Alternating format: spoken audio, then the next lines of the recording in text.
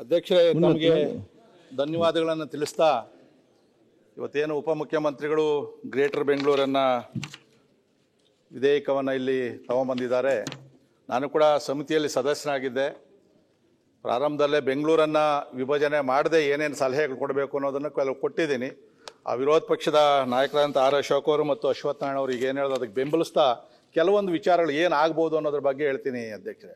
500 ವರ್ಷಗಳ ಹಿಂದೆ ಕೆಂಪೇಗೌಡರು ಬೆಂಗಳೂರನ್ನು ಕಟ್ಟಿದ್ರು, ಪೇಟೆಗಳನ್ನು ಕಟ್ಟಿದ್ರು, ಕೋಟೆ ಕತ್ತಗಳನ್ನು ಕಟ್ಟಿದ್ರು. ನಾವೆಲ್ಲ ಕೂಡ ಅದರಲ್ಲಿದ್ವಿ. 4 ಗೋಪುರಗಳು ಎಲ್ಲ ಸರಿ ಐತೆ ಅದರಲ್ಲೆಲ್ಲ ಕೂಡ. ಇವತ್ತು ಬೆಂಗಳೂರನ್ನು 2007ರಲ್ಲಿ ಏನು 6-7 ಪುರಸಭೆಗಳು ನಗರಸಭೆಗಳಿತ್ತು, ಅವೆಲ್ಲ ಕೂಡ ಬೇರೆ ಬೇರೆ ರೀತಿಯಲ್ಲಿ ಅಡ್ಮಿನಿಸ್ಟ್ರೇಷನ್ ಐತೆ. ಅವೆಲ್ಲವನ್ನು ಸೇರಿಸಿ ಬೃಹತ್ ಬೆಂಗಳೂರು ಮಹಾನಗರ ಪಾಲ್ಬೇಕು ಅಂತೇಳಿ ಅವೆಲ್ಲವನ್ನು ಸೇರಿಸಿ ಒಂದು ಬೆಂಗಳೂರು ಮಾಡಿದ್ವಿ. ಆದರೆ ಇವತ್ತು ನಾವು ಮಾಡ್ತಾ ಇರೋದೇನು ಅಂದರೆ ಮತ್ತೆ ವಿಭಜನೆಯನ್ನು ಮಾಡಿ ಹಿಂದೆ ನಗರಸಭೆ ಪುರಸಭೆಗಳಿತ್ತಲ್ಲ ಆ ಥರ ಮಾಡೋಕೆ ಹೊರಟಿದ್ದೀವಿ ನಾವು. ಮತ್ತೆ ಎಲ್ಲ ವಿಭಜನೆ ಮಾಡ್ತಕ್ಕಂಥದ್ದು ಸಮಸ್ಯೆ ಏನಾಗ್ತದೆ. ಇವತ್ತು ಗ್ರೇಟರ್ ಬೆಂಗಳೂರು ಪ್ರಾಧಿಕಾರ ಮಾಡಿರ್ತಕ್ಕಂಥದ್ದು 4-5 ಏನು ನಾವು ಕಾರ್ಪೊರೇಷನ್ ಮಾಡ್ತೀವಿ, ಅದನ್ನು ಕೋಆರ್ಡಿನೇಷನ್ ಮಾಡೋದಕ್ಕೆ ಅಂತ ಇಟ್ಟಿರೋದು. 74 ಅಮೆಂಡ್ಮೆಂಟ್ಸ್ ಪ್ರಕಾರ ನಾವು ಯಾವುದೇ ಸ್ಥಳೀಯ ಸಂಸ್ಥೆಗಳಲ್ಲಿ ಸರ್ಕಾರ ನೇರವಾಗಿ ನಾವು ಹಸ್ತಕ್ಷೇಪ ಮಾಡೋಕ್ಕಾಗೋದಿಲ್ಲ. ಉದಾಹರಣೆಗೆ 5 ಕಾರ್ಪೊರೇಷನ್ ಆಯಿತು ಅಂದ್ಕೊಳ್ರಿ, ಏನು ಸಮಸ್ಯೆ ಆಗ್ತದೆ ಅಂತೇಳಿ 5 ಜನ ಮೇಯರ್ಗಳಾಗ್ತಾರೆ. 5 ಮೇಯರ್ಗಳು ಬೇರೆ ಬೇರೆ ಪಾರ್ಟಿಯವರು ಆಗ್ಬೋದು, ಒಂದೇ ಪಾರ್ಟಿನ ಆಗ್ಬೋದು, ಇಲ್ಲ ಬೇರೆ ಬೇರೆ ಪಕ್ಷದ ಮೇಯರ್ಗಳಾಗ್ತಾರೆ. ಸರ್ಕಾರ ಒಂದು ಪಕ್ಷದಿರ್ತದೆ. ನಾಳೆ ಆ ಕಾರ್ಪೊರೇಷನ್ಗಳು ಏನು ರಚನೆ ಆಗ್ತದೆ, ಆ ಕಲೆಕ್ಟ್ ಆಗೋಂಥ ಟ್ಯಾಕ್ಸ್ಗಳನ್ನು ಇನ್ನೊಂದು ಕಾರ್ಪೊರೇಷನ್ ಕೊಡೋಕ್ಕಾಗೋದೇ ಇಲ್ಲ. ಯಾಕಂದರೆ ಅದು ಅವ್ರ ಅಧಿಕಾರ, ಅವ್ರೇನು ಕಲೆಕ್ಟ್ ಮಾಡ್ತಾರೆ ಅವ್ರು ಖರ್ಚು ಮಾಡ್ಕೊತಾರೆ.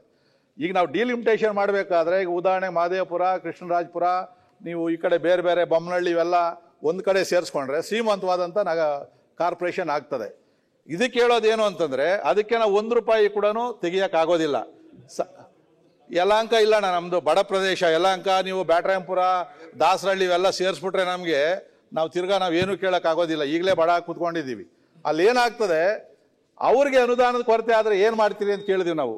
ಅವ್ರು ಹೇಳ್ತಾರೆ ರಾಜ್ಯ ಹಣಕಾಸಿನ ಫೈನಾನ್ಸ್ ಆಯೋಗ ಏನಿದೆ ಅದರ ಅಡಿಯಲ್ಲಿ ರಾಜ್ಯ ಸರ್ಕಾರಕ್ಕೆ ಅವ್ರು ಸೂಚನೆ ಏನು ಕೊಡ್ತಾರಂತೆ, ಎಲ್ಲಿ ದುಡ್ಡು ಕಡಿಮೆ ಇದೆಯೋ ನೀವು ಸರ್ಕಾರದಿಂದ ಅವ್ರು ದುಡ್ಡು ಕೊಡ್ರಿ ಅಂತೇಳಿ.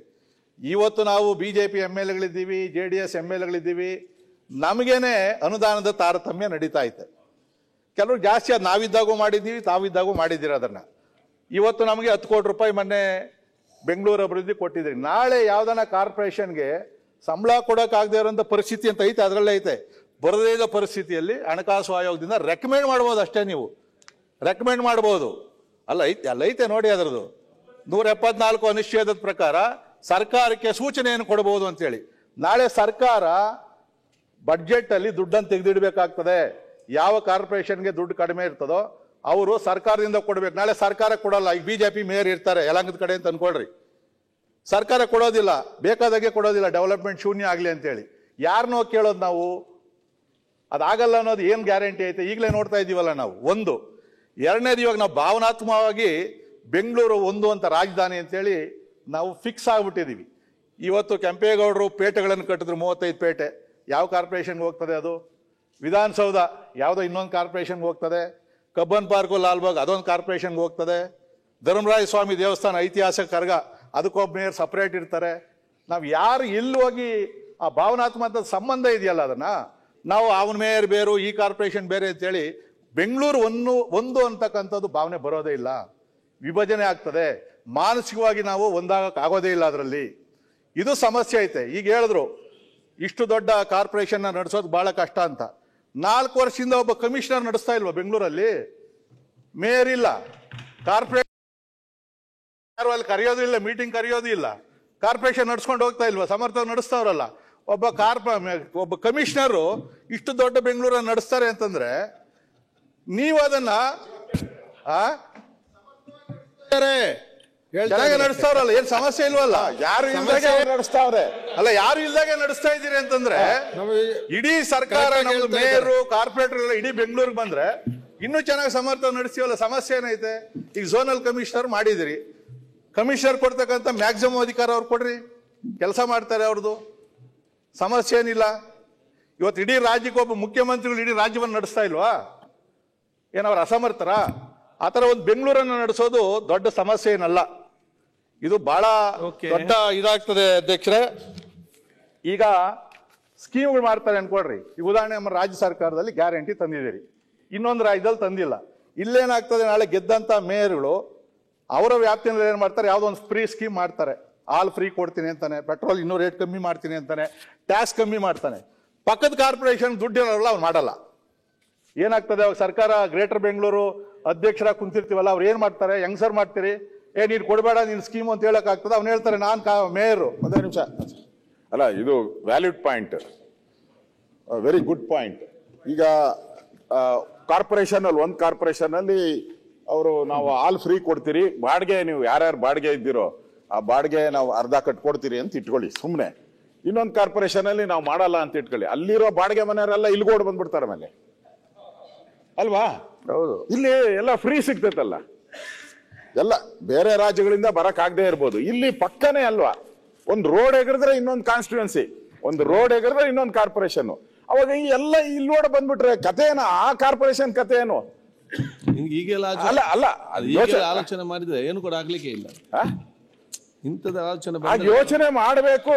ಅದಕ್ಕೆ ಪ್ಲಾನಿಂಗ್ ಕಮಿಷನ್ ಇರೋದು, ಅದಕ್ಕೆ ನಾವೆಲ್ಲ ಕೂತಿರೋರು, ಇಲ್ಲಿ ಕಾನೂನು ಮಾಡೋರು ನಾವೆಲ್ಲ ಅದನ್ನ ಯೋಚನೆ ಮಾಡ್ಲಿ ಅಂತಾನೆ ನಮ್ಮನ್ನ ಇಲ್ಲಿ ಕೂತಿರ್ಸಿರೋದು.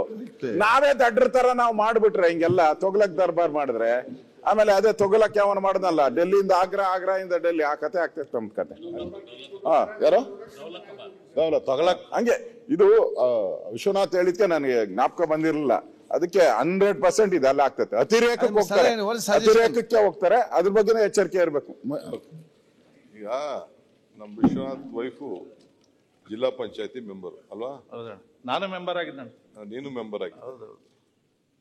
ನಾನು ಜಿಲ್ಲಾ ಪಂಚಾಯತಿ ಪರಿಷತ್ ಮೆಂಬರ್. ನಾನು ಆಗ 8 ಅಸೆಂಬ್ಲಿ ಕ್ಷೇತ್ರ ಇತ್ತು. ಹಿಂದೆ ಇಡೀ ಜಿಲ್ಲೆ ಇತ್ತು. ನಾವೆಲ್ಲ ಬೆಂಗಳೂರು ಜಿಲ್ಲೆಯವರು, ಕನಕಪುರ ತಾಲೂಕು, ರಾಮನಗರ, ಚನ್ನಪಟ್ಟಣ, ಮಾಗಡಿ, ನಮ್ದೆಲ್ಲ ಕಂಪ್ಲೀಟ್ ಹೊಸಕೋಟೆ, ನಾವೆಲ್ಲ ಮೆಂಬರು. ಸೊ ಅದೇನಾಯ್ತು, ಬೆಂಗಳೂರು ಗ್ರಾಮಾಂತರ ಆಯ್ತು. ಇನ್ನೊಂದು ಕಡೆ ಏನಾಯ್ತು, ಬೆಂಗಳೂರು ನಗರ ಜಿಲ್ಲೆ ಆಯ್ತು. ಇನ್ನೊಂದು ಜಿಲ್ಲೆ ಆಯ್ತು. ಯಾಕೆ ಬೆಂಗಳೂರಿನ ಭಾಗ ಮಾಡೋ ಪರಿಸ್ಥಿತಿ ಇತ್ತು? ಇಡಬೋದಾಯ್ತಲ್ಲ. 73rd 74th ಅಮೆಂಡ್ಮೆಂಟು ಹಾಗೂ ಬಂತು. ನಾವೆಲ್ಲ ಜಿಲ್ಲಾ ಪಂಚಾಯತಿ ಮೆಂಬರ್ಸ್ ಇದ್ದೋ. ಇಡೀ ಬೆಂಗಳೂರು ಜಿಲ್ಲೆನೇ ಒಂದು ಜಿಲ್ಲಾ ಪಂಚಾಯತಿ ನಡೆಸ್ಬೋದಾಯ್ತಲ್ಲ. Why we divided into 4? Bengaluru ನಗರ ಜಿಲ್ಲೆನೂ ಇದೆ, ಇದು ಗ್ರಾಮಾಂತರನೂ ಇದೆ, ರಾಮನಗರನೂ ಇದೆ. ಅದ ಹೆಂಗಾಯ್ತು ನಾವು? Because of the administration. It is only government. Bengaluru ಸುತ್ತಲೂ ಈ ಜಿಲ್ಲಾ ಪಂಚಾಯತಿ ಡಿವೈಡ್ ಮಾಡಿರೋ ಸರ್. ಯಾಕಂದ್ರೆ ಬೆಂಗಳೂರು ಕಾರ್ಪೊರೇಷನ್ ಸುತ್ತಲೂ ಇರೋದ್ರಿಂದ ಆಲ್ ಅರೌಂಡ್ ಜಿಲ್ಲಾ ಪಂಚಾಯತಿ ಮಾಡಿದ್ರೆ ಓಡಾಡೋದಕ್ಕೆ ಬೇರೆ ಬೇರೆ ಕಾರಣದಿಂದ ಡಿವೈಡ್ ಮಾಡಿದ್ವಿ. ನಿಮ್ ಕಾಲದಲ್ಲಿ 95ನೇ ಇಸ್ವಿನಲ್ಲಿ ಜಿಲ್ಲಾ ಪರಿಷತ್ ಏನಿತ್ತು ಸಮೃದ್ಧವಾಗಿತ್ತು. ಸ್ಟಾಂಪ್ ಡ್ಯೂಟಿ ಎಲ್ಲ ನಿಮ್ಗೆ ಕೊಡ್ತಾ ಇದ್ರು. ಇವತ್ತು ಜಿಲ್ಲಾ ಪಂಚಾಯತಿ ಮೆಂಬರ್ 5 ಲಕ್ಷ ರೂಪಾಯಿ ಬರಲ್ಲ, ವರ್ಷಕ್ಕೂ 5 ಲಕ್ಷ ರೂಪಾಯಿ ಬರೋದಿಲ್ಲ. ಇನ್ನೊಂದು ಸಮಸ್ಯೆ ಏನಾಗ್ಬೋದು ಅಧ್ಯಕ್ಷರೇ, ಈಗ ಗ್ರೇಟರ್ ಬೆಂಗಳೂರು ಮಾಡ್ತಾರೆ, ಅದು ಆ ಗ್ರೇಟರ್ ಬೆಂಗಳೂರು ಕಮಿಟಿಗೆ ಬಿಟ್ಟವ್ರೆ, ಯಾವ್ದನ್ನ ಸೇರಿಸಬೇಕು ಯಾವ್ದನ್ನ ಸೇರಿಸಬಾರದು ಅಂತಕ್ಕಂಥದ್ದು ಅವರ ವಿವೇಚನೆಗೆ ಬಿಟ್ಟವ್ರೆ. ಅದರಲ್ಲಿ ಈಗ ಅದರಲ್ಲಿ ಏನು ಅಂತಂದ್ರೆ, ಇಲ್ಲಿನ ಬೆಂಗಳೂರಿನ ಎಲ್ಲ ಮಂತ್ರಿಗಳು, ಉಸ್ತುವಾರಿ ಸಚಿವರು, ಅಧಿಕಾರಿಗಳು ಮತ್ತು ಎಲ್ಲ 28 ಜನ MLAಗಳು, MLCಗಳು ಯಾರು ಅಂತ ಹೇಳಿದ್ರೆ, ಇಲ್ಲಿ ಯಾರು ಗ್ರಾಜ್ಯುಯೇಟು, ಟೀಚರ್ಸು ಮತ್ತೆ ಸ್ಥಳೀಯ ಸಂಸ್ಥೆಗಳಿಂದ ಗೆದ್ದಿರ್ತಾರಲ್ಲ ಅವ್ರನ್ನ ನಾಮಿನೇಟೆಡ್ ಇಲ್ಲ,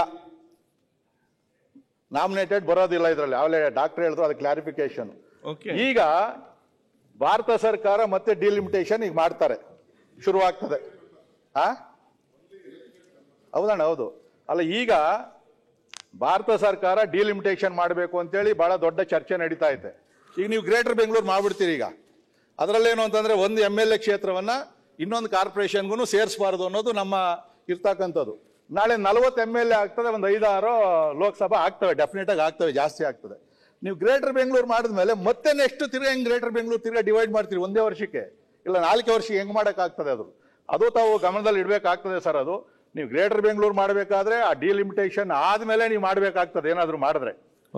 ಒಂದು ತಮ್ಮಲ್ಲಿ ಮನವಿ ಮಾಡ್ಕೊಳ್ತಕ್ಕಂಥದ್ದು, ನಾವೇನು ಇಲ್ಲಿ ವಿರೋಧ ಪಕ್ಷ ಆಡಳಿತ ಪಕ್ಷ ಅಂತಲ್ಲ, ಮತ್ತು ನಾವೇನು ಶಾಶ್ವತವಾಗಿ ಇಲ್ಲಿ ಇರೋದಿಲ್ಲ. ಆದ್ರೆ ಬೆಂಗಳೂರು ಸ್ಯಾಂಟಿಟಿ ಏನಿದೆಯಲ್ಲ, ದಯವಿಟ್ಟು ಅದು ಬೇಡಣ. ಯಾಕೆ ಅಂತಂದ್ರೆ, ನಿಮ್ಮ ಅವಧಿಯಲ್ಲಿ DK ಶಿವಕುಮಾರ್ ಅವರ ಅವಧಿಯಲ್ಲಿ ಬೆಂಗಳೂರು ವಿಭಜನೆ ಆಯ್ತು ಅನ್ನೋದು ಕೆಟ್ಟ ಹೆಸರು ನೀವು ತಗೊಂಬೇಡ್ರಿ. ಮುಂದಕ್ಕೆ ಯಾರು ಮಾಡ್ತಾರೋ ಮಾಡ್ಕೊಳ್ಳಿ. ಈಗ ಬೆಂಗಳೂರು ಒಂದನ್ನು ಇಟ್ಕೊಳ್ರಿ. ಅಡ್ಮಿನಿಸ್ಟ್ರೇಷನ್ ಹೆಂಗ್ ಪವರ್ಫುಲ್ ಮಾಡ್ತೀರಿ, ಏನ್ ಮಾಡ್ತೀರೋ ನಮ್ಮ ಸಹಕಾರ ಇರ್ತದೆ. ಇದು ಮುಂದಿನ ದಿನಗಳಲ್ಲಿ ಖಂಡಿತವಾಗಿ ಕೂಡ ಇದು ಊರ್ಜಿತ ಆಗೋದಿಲ್ಲ. ಪ್ರಾಕ್ಟಿಕಲ್ ಪ್ರಾಬ್ಲಮ್ ನಾವು ಯೋಚನೆ ಮಾಡಿದಾಗ ಈ ಒಂದು 4-5 ಏನ್ ಮಾಡ್ತೀವಿ, ಇದು ಯಾವುದೇ ಕಾರಣದಿಂದಾಗಲ್ಲ ದೊಡ್ಡ ಗಲಾಟೆ ಕಾರಣ ಆಗ್ತದೆ, ಮತ್ತೆ ಭೇದ ಭಾವ ಶುರುವಾಗ್ತದೆ. ನಾವು MLAಗಳೇ ₹1 ಗ್ರ್ಯಾಂಡ್ ನಾನು ಕೊಡೋದ್ರೆ ಇನ್ನೊಬ್ಬ ಕೊಡಲ್ಲ ನಾವು. ಯಾಕಂದ್ರೆ ನನ್ನ ಕ್ಷೇತ್ರ ಇಂಪಾರ್ಟೆಂಟು ಅಂತ ಹೇಳ್ತೀವಿ. ಒಬ್ಬ ಲೋಕಸಭಾ ಸದಸ್ಯರು ಕೂಡ ನೀವು ಗ್ರಾಂಟ್ ಕೇಳ್ತಾರೆ, ಯಾಕಂದ್ರೆ ಅವ್ರು ಗ್ರಾಂಟ್ ಕೊಡಲ್ಲ. ಆದ್ರೂ ಕೂಡ ಜನ ಕೇಳೋದು ನೀನೇನು ಗ್ರಾಂಟ್ ತಂದೆ ಅಂತೇಳಿ. ನಾಳೆ ಆ ಕಾರ್ಪೊರೇಷನ್ ಏನು ಮಾಡ್ತೀವಿ, ಅಲ್ಲಿನ ಮೇಯರ್ಗೆ ಕಾರ್ಪೊರೇಟರ್ಗಳಿಗೆ ಇಟ್ಕೊಂತಾರೆ ಪಕ್ಷಾತೀತವಾಗಿ. ಏನಪ್ಪ ಎಷ್ಟು ಗ್ರಾಂಟ್ ತಗೊಂಬಂದೆ ನೀನು? ಇಲ್ಲ ಸರ್ಕಾರದಿಂದ ಏನು ಕೊಡ್ತೀರಿ? ಕೊಡಲ್ಲ. ನಮ್ಮಲ್ಲಿ ದುಡ್ಡಿಲ್ಲ ಅಂತ ಹೇಳ್ತೀವಿ, ಈಗಲೇ ಇಲ್ವೇ ಅನುದಾನ ದುಡ್ಡಿಲ್ಲ ಅಂತೇಳಿ. ನಾಳೆ ಅದೇ ಪರಿಸ್ಥಿತಿ ಆಗ್ತದೆ ಅಧ್ಯಕ್ಷರೇ. ದಯವಿಟ್ಟು ತಾವೊಂದ್ಸರಿ ಇನ್ನೊಂದ್ಸರಿ ನೀವು ಪರ್ಯಾಲೋಚನೆ ಮಾಡ್ರಿ, ದಯವಿಟ್ಟು ಸೂಕ್ತವಾದಂತ ನಿರ್ದೇಶನ ಮಾಡ್ರಿ. ಇದು ಯಾವುದೋ ಆಡಳಿತ ಪಕ್ಷ ಹೇಳ್ತು ಮೆಜಾರಿಟಿ ಐತೆ ಮಾಡ್ತೀವಿ ಅನ್ನೋ ಪ್ರಶ್ನೆ ಅಲ್ಲ ಇದು. ಇದು ಇಡೀ ಬೆಂಗಳೂರಿನ ಪ್ರಶ್ನೆ ಆಗಿದ್ರಿಂದ ದಯವಿಟ್ಟು ಇದಕ್ಕೆ ಬೆಂಗಳೂರನ್ನು ಒಡೆಯದೆ ಅಡ್ಮಿನಿಸ್ಟ್ರೇಷನ್ ಬಲ ಮಾಡೋದಕ್ಕೆ ನಮ್ ಬೆಂಬಲ ಇದೆ. ನ್ಯೂಸ್ ಫಸ್ಟ್ ನಿರ್ಭೀತಿಯಿಂದ ನಿಮ್ಮ ಪರವಾಗಿ.